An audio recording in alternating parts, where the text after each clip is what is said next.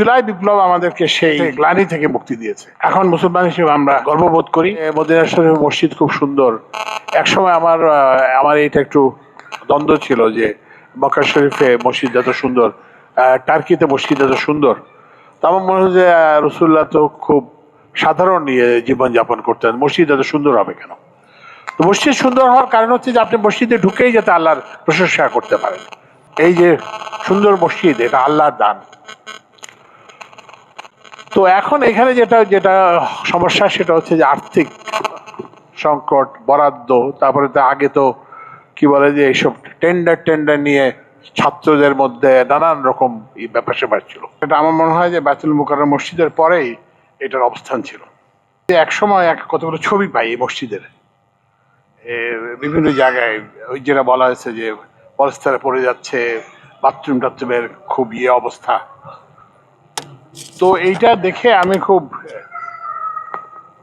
ব্যথিত হই যে এটা তো হওয়ার কথা না।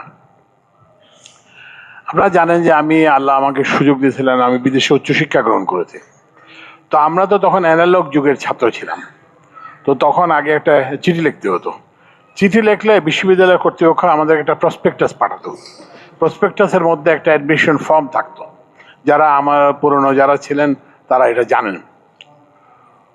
তো যতগুলো এই যে প্রসপেক্টাস ছিল, এই প্রসপেক্টাসগুলোর যত বড় স্কুল বলেন, হার্ভার্ড বলেন, ইয়েল বলেন, বড় স্কুলের উপরে প্রচ্ছদে কি ছবি থাকতো কেউ অনুমান করতে পারেন?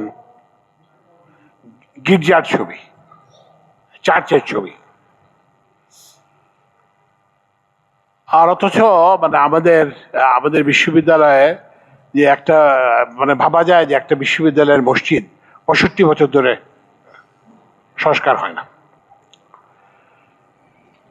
তো আসলে আমাদের জাতি জীবনে ধর্মাচরণ আমাদের মুসলমানদের এইটা একটা লুকানোর ব্যাপার হয়ে গেছিল যে আমি মুসলমান, নামাজ পড়ি কিংবা দাঁড়িয়ে রাখি কিংবা পড়ি, এইটা একটা লুকানোর বিষয় হয়ে গেছিল।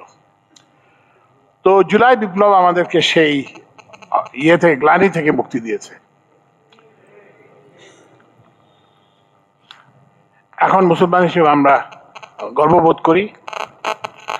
এবং যেটা বললাম যে এই মসজিদও আমি আশা করি যে এখন তো একটা রিনোভেশন হলো, এটা হয়তো রিবিল্ড হয়ে একটা ওই যেটা বললাম যে প্রচ্ছদে দেওয়ার মতো একটা বিল্ডিং হবে।